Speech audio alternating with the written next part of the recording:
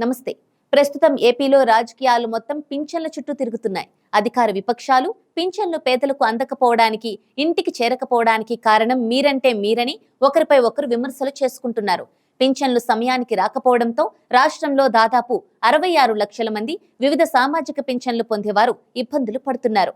మార్చి వరకు ప్రతి నెల 1వ తేదీన వాలంటీర్లు ఇంటింటికి వెళ్లి వీటిని పంపిణీ చేశారు. అయితే ఎన్నికల కోడ్ నేపథ్యంలో వాలంటీర్లను పింఛన్ల పంపిణీ బాధ్యతల నుంచి ఎన్నికల కమిషన్ తప్పించింది. దీంతో ఏప్రిల్ 1న లబ్ధిదారుల చేతికి పింఛన్లు అందలేదు. వాలంటీర్లను తప్పించడంతో లబ్ధిదారులు సచివాలయానికి వెళ్లి పింఛన్ తీసుకోవాలని ప్రభుత్వం తెలిపింది. 6వ తేదీ వరకు పింఛన్లు క్లియర్ చేయాలని ఈసీ స్పష్టం చేసింది. కాస్త లేటైనా పింఛన్లు అందడం ఖాయం. అయితే అడ్డుకోవడం, ఆలస్యం చేయడం వలనే ఎవరికి ఎలాంటి ప్రయోజనం లేదు. పింఛన్లు అడ్డుకున్నంత మాత్రాన రాజకీయంగా ఉపయోగం లేదు. అది ప్రభుత్వానికి లేదా ప్రతిపక్షానికి రాజకీయ ప్రయోజనం కలిగిస్తుంది అన్న నమ్మకమూ లేదు. తెలంగాణ ఎన్నికల ముందు కూడా రైతు బంధు విషయంలో ఇలానే గొడవ జరిగింది. వాస్తవానికి ఓటేసే వాళ్ళు ఇప్పటికే ఒక నిర్ణయం తీసుకొని ఉంటారు. గత 5 ఏళ్లలో జరిగిన పరిణామాల వలన వారు ఓటేస్తారు. ఇప్పటికిప్పుడు చేసే రాజకీయాలకి వాళ్ళు పెద్దగా ప్రభావితమయ్యే అవకాశమే లేదు. ఇలాంటి నేపథ్యంలో ఆపినందుకు కొంత వ్యతిరేకత మూటగట్టుకోవడం తప్ప ఎవరికీ లాభం లేదు. అయితే రాజకీయ స్వార్థం కోసం చేసే పనులు వృద్ధులకు ఇబ్బందులు కలిగిస్తున్నాయి. 2-3 రోజుల్లో పింఛన్లు ఇవ్వాలని ఈసీ, పేదలకు పింఛన్లు అందించాలని విపక్షం, అందిస్తామని ప్రభుత్వం చెబుతున్నాయి. అంటే వాళ్ళకి అందేవి వాళ్ళకి అందుతున్నాయి. అయితే ఇలాంటి విషయాన్ని రాజకీయం చేసి నష్టపోవడం తప్ప ప్రయోజనం ఉండదు. అసలు ఏమాత్రం అవసరం లేని విషయాన్ని రాజకీయం చేయడం తగదు.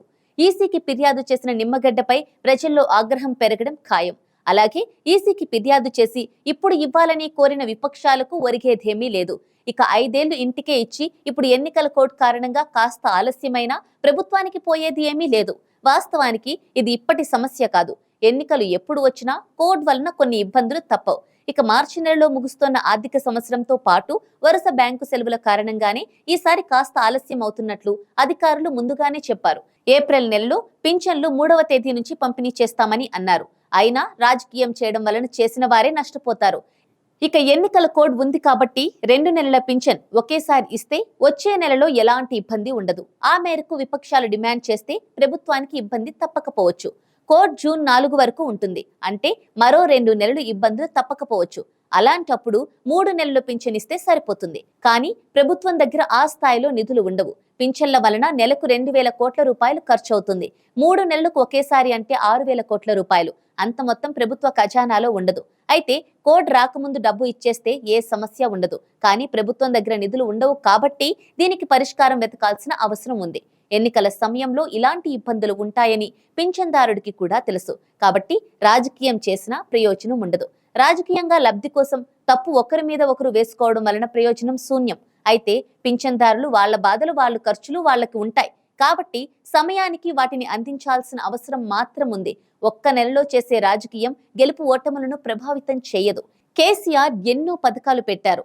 ఎన్నికల ముందు కొత్త పథకాలు తెచ్చారు.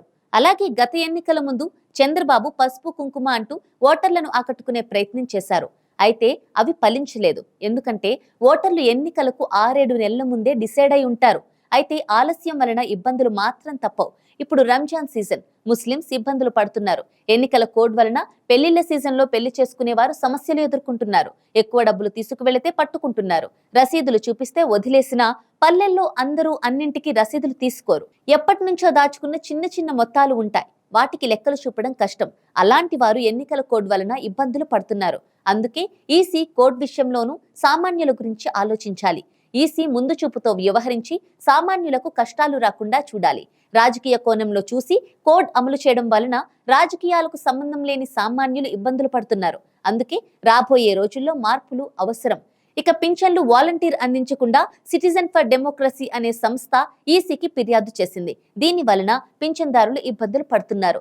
అయితే పేదల పథకాలకు ఆటంకాలు కలగకుండా ఇబ్బందులు అధిగమించేలా కూడా ఫోరం ఏర్పాటు జరగాలి.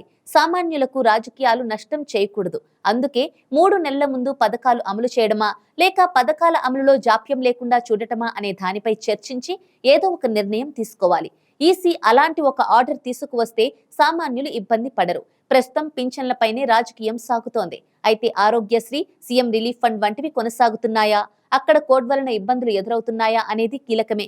అక్కడ ఆగిపోతే సామాన్యులు మరింత ఇబ్బంది పడతారు.